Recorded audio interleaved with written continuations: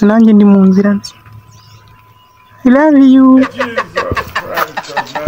Sha ngenda rambi kandi wabona nigendesha.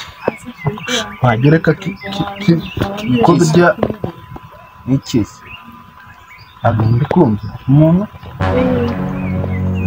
Sheri yandi sheri. Stop shitani. Reka kumiro n'imyo y'umu. Sheri Musino none bigenze sheri. Sino mbwiraga ngo afite nyari. Sheri Jino ko gabe kuvugana nawe. Ngaramuso. Sha niyo wagihene warya inzungu kabisa. oya sheri nukuri kw'Imana. Muteka gikigabo ngaba ndabizi. Sheri oya sheri. Umukobwa wanzanye wo ino mukobwa. Sheri nukuri kw'Imana n'ukunda. Umukobwa. Ani kibuna afite. Sheri do nukuri kw'Imana byo. Muteka gikibona umukobwa. Reba ubushe wari ufite. Ubusura bunogereza. Nukuri kw'Imana ndagukunda. Urajya muri sare yawe na wambwiraga ngo uramuhobera ngo ese sheri wanze no kunsuhuza. Sasa no ndome no nabona kabisa.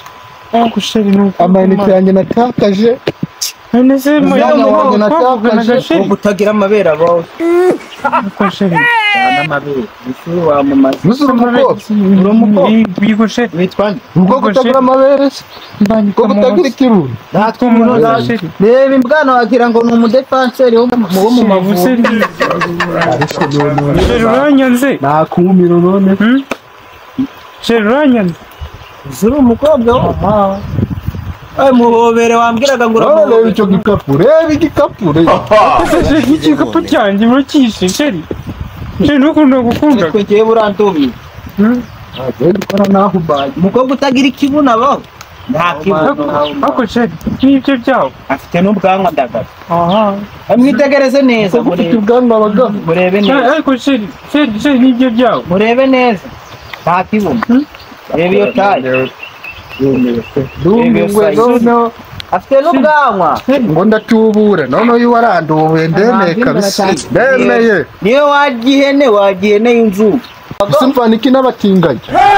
Aho nibajije ukuntu wabaye umutinganyi. None nagize ngo kifite n'amafaranga kumbi cyambane n'ikote byacitse. Tukabwera bwe. Uvuga ko cyabagaho. Urumva? Cyana. Twahumanye nagize ngo gifite n'amakabwera bwe. Kazora kwa muganga kabisa. Kone nagize ngo afite n'amafaranga. Kumbi do ari muri ibikote byaracitse ibipira by'abatubuzi niko cyabameze. Nuko kumbi bitenge. Nasuri kudi bitenge ngo tubimaze. Cyane bifata abagore banyu. Bitubuzi. Age kingiki nuko kijya kugifunga. Ngo tubara amadesi mubeshya abantu ngo muri abakire neza ni nagasore keza kumbi. Kingiki sinakira muri maboso mwa. Cyane ubwo bubuno bwawe.